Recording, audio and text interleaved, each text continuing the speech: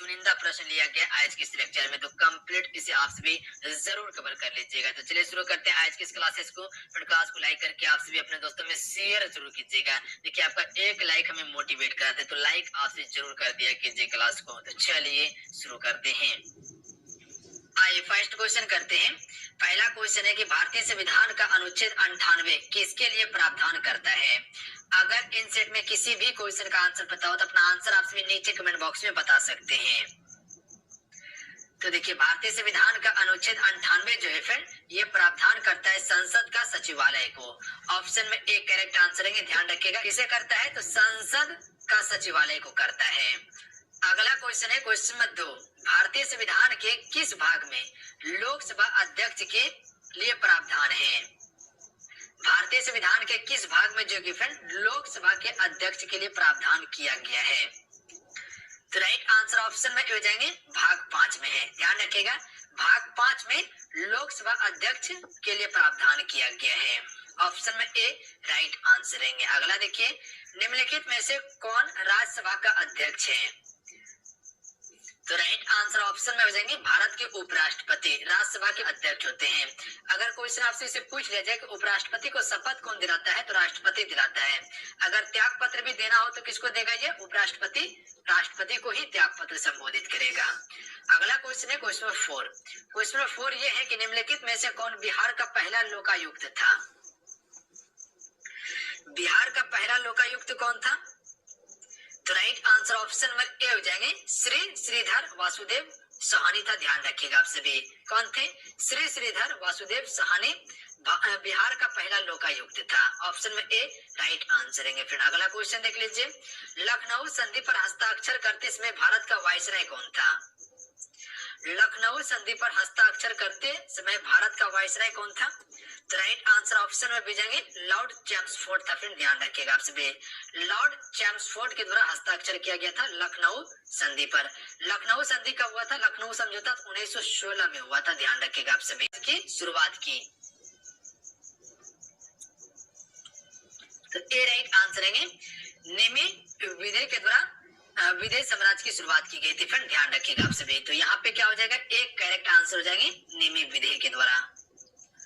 अगला क्वेश्चन देख लीजिए क्वेश्चन नंबर 7। क्वेश्चन नंबर 7 है कि निम्नलिखित में से कौन अकबर का रीजेंट था? अकबर का कौन रीजेंट था? चलिए बताएंगे क्वेश्चन नंबर 7 के लिए राइट आंसर क्या होगा। तो ए राइट आंसर है बैरम खान। ध्यान रखिएगा आप सभी, बैरम खान कौन था? तो अकबर का रीजेंट था।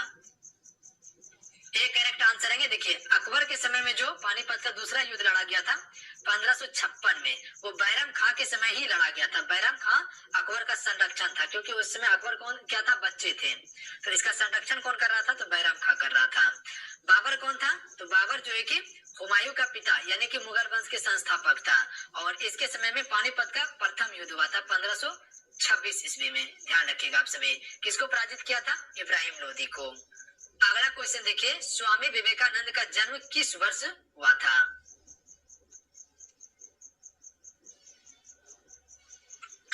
तो right answer option number B हो जाएंगे 1863 ईस्वी में स्वामी विवेकानंद का जन्म कहाँ हुआ था? कोलकाता में हुआ था। ध्यान रखिएगा आप सभी। अगला क्वेश्चन देखिए क्वेश्चन नंबर 9 है। चलिए इस क्वेश्चन का राइट आंसर बताइएगा। बिहार से संबंधित क्वेश्चन है, Bihar state milk co operative federation limited की स्थापना कब की गई थी? तो देखिए इसकी स्थापना जो की गई थी फ्रेंड 1983 ईस्वी में की गई थी। ध्यान रखिएगा आप सभी, कब की गई थी? 1983 में। अगला देखिए, बिहार में निम्नलिखित में से कौन सा खनिज पाया जाता है? चलिए बताएंगे, बिहार से संबंधित क्वेश्चन है, आंसर करेंगे आप सभी। तो उपरोक्त में से सभी खनिज पाया जाता है। मैग्नीज पाया जाता है, पायराइट पाया जाता है, चूना पत्थर, ये सभी जो फ्रेंड बिहार में पाया जाता है। अगला क्वेश्चन है, विमान से उड़ान भरने के लिए कौन सी परत आदर्श मानी जाती है? फ्रेंड देखिए मैंने आपसे वीडियो को एक लाइक जरूर कीजिएगा, आपका एक लाइक में मोटिवेट कराता है। तो राइट आंसर ऑप्शन में हो जाएंगे सप्ताप मंडल को मानी जाती है। ध्यान रखिएगा आप सभी, किस मंडल को? समताप मंडल को मानी जाती है। क्षोभ मंडल जो कि फ्रेंड पृथ्वी तल का सबसे नजदीकी मंडल है, लमसम जो कि 18 किलोमीटर तक की ऊंचाई तक फैला हुआ है पृथ्वी तल से। इसमें वायुमंडलीय घटना होता है, जैसे बादल गरजना हो गया, बिजली चमकना हो गया, ये सभी क्षोभ मंडल में देखने को मिलता है। आगे है काकलोद फॉल बिहार के किस जिले में है? तो देखिए काकलोद फॉल जो है फ्रेंड, तो ये नवादा जिले में है। ध्यान रखिएगा आप सभी, किस जिले में है? नवादा में। अगला देख लीजिए, सिल्वर फाइबर क्रांति किससे संबंधित है? तो सिल्वर फाइबर क्रांति कपास से संबंधित है। Option number D right answer हो जाएंगे। देखिए कपास के लिए जो उपयोगी मिट्टी होता है वो काली मिट्टी होता है। ध्यान रखिएगा, काली मिट्टी में सबसे अधिक कपास की खेती की जाती है और ज्यादातर काली मिट्टी का विस्तार किधर है? तो आपका महाराष्ट्र हो गए, ध्यान रखिएगा, महाराष्ट्र हो गए, गुजरात हो गए, आपका मध्य प्रदेश हो गए, ये सभी क्षेत्र में काली मिट्टी का विस्तार है। अगला है दिव्येदु बर्मा निम्नलिखित में से किस खेल से संबंधित है? तो ये संबंधित है शतरंज खेल से। ध्यान रखिएगा आप सभी, ए राइट आंसर हो जाएंगे। किस खेल से संबंधित है? शतरंज खेल से संबंधित है। क्वेश्चन का लेवल देखिए आपको पता चल गया फ्रेंड किस प्रकार से क्वेश्चन को सेट किया गया है। इसी तरह का क्वेश्चन पूछा जाता है बिल्कुल पेपर में। निम्नलिखित में से कौन एक लैंडलॉक देश है फ्रेंड? लैंडलॉक देश मतलब क्या होता है? चारों तरफ से स्थल से घिरा हुआ, यानी कि समुद्री किनारा नहीं हो उसके पास। जैसे नेपाल, नेपाल क्या है? एक लैंडलॉक देश है, क्योंकि इधर भी इसको स्थलीय सीमा से घिरा हुआ है, इधर भी और इधर भी, चारों तरफ से स्थलीय सीमा से घिरा हुआ है। उसी प्रकार से भूटान क्या है? वह एक प्रकार का लैंडलॉक देश है। तो ऑप्शन में क्या दिया हुआ है? तो इसका right answer option number B हो जाएंगे मंगोलिया जो है फ्रेंड, ये एक लैंडलॉक देश है। ध्यान रखिएगा, यानी कि चारों तरफ से स्थल से घिरा हुआ है ये। अगला है भारतीय समाज के सेवक किसके द्वारा स्थापित किया गया था? तो यह स्थापित किया गया था जी के गोखले के द्वारा। Option number C correct answer है। किसके द्वारा किया गया था? जी के गोखले के द्वारा किया गया था भारतीय समाज सेवक की स्थापना। याद रहेगा आप सभी को। अगला क्वेश्चन है लॉर्ड कर्जन निम्नलिखित में से किस घटना से संबंधित है? तो सभी को पता होंगे लॉर्ड कर्जन के समय में 1905 में, कब? 1905 में बंगाल विभाजन हुआ था।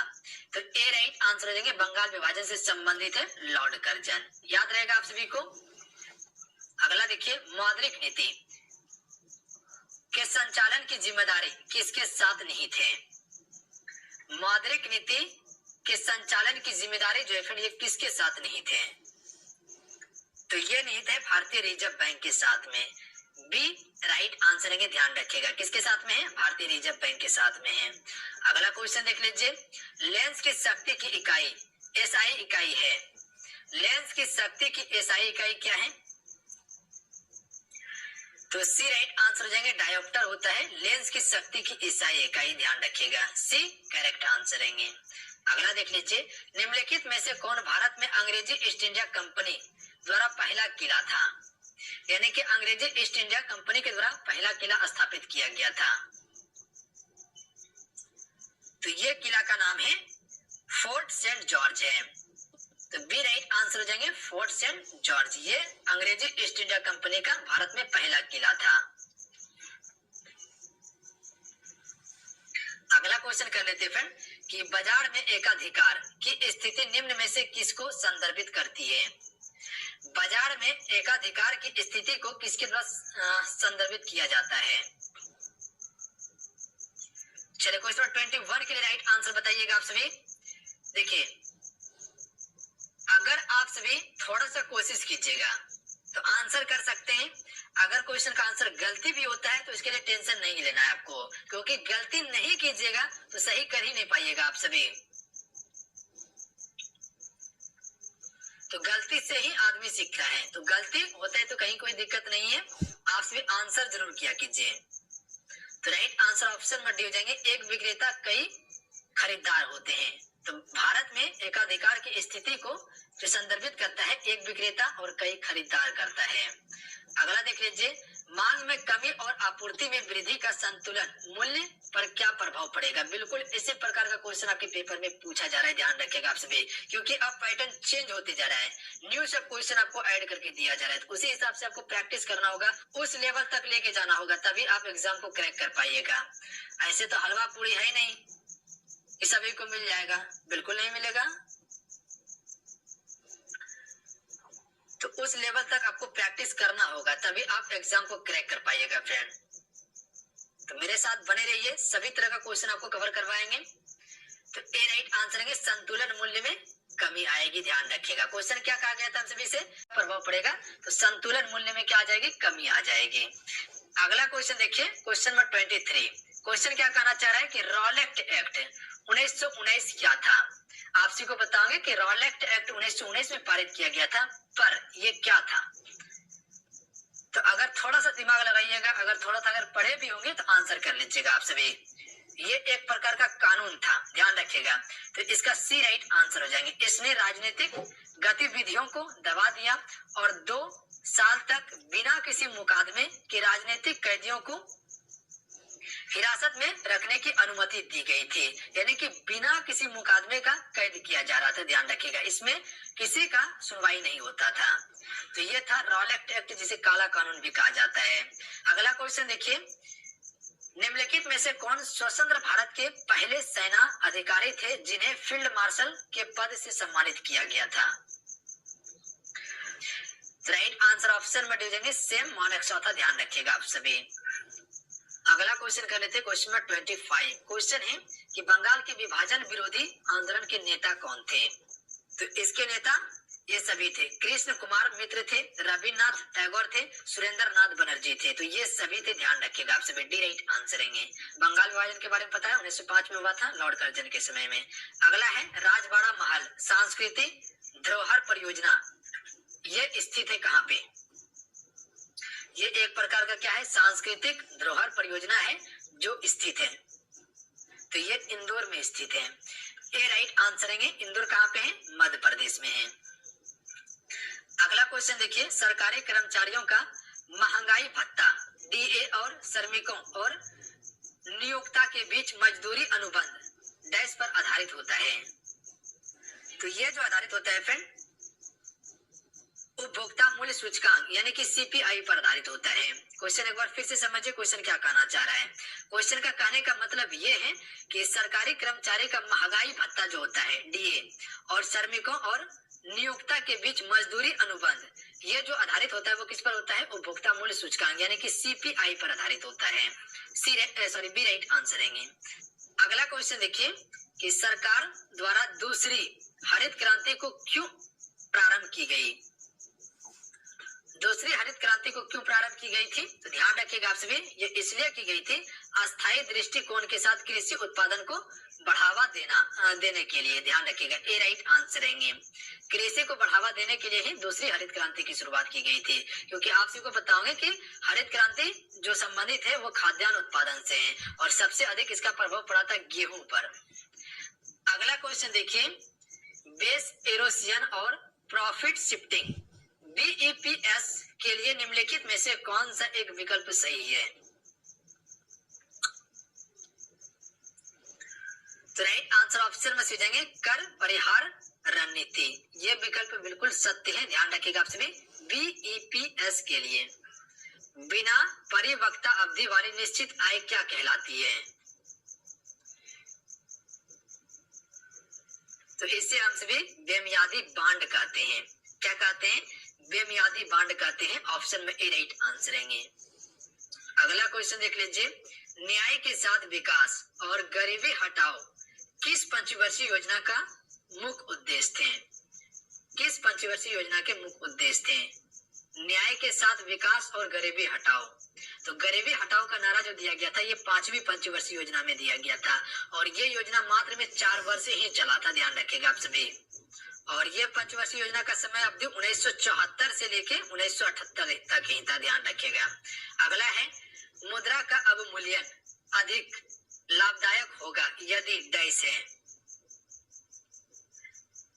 तो राइट आंसर ऑप्शन में भी जाएंगे, आयातकों के लिए निर्यात सस्ता हो तब जो है कि मुद्रा का अवमूल्यन अधिक लाभदायक होगा। आयातकों के लिए निर्यात क्या हो, सस्ता हो तब होगा। अगला है, किस पंचवर्षीय योजना को अर्थव्यवस्था के उदारीकरण के रूप में जाना जाता है। अर्थव्यवस्था के उदारीकरण के रूप में जो जाना जाता है ये जाना जाता है 8वीं पंचवर्षीय योजना को, ध्यान रखिएगा।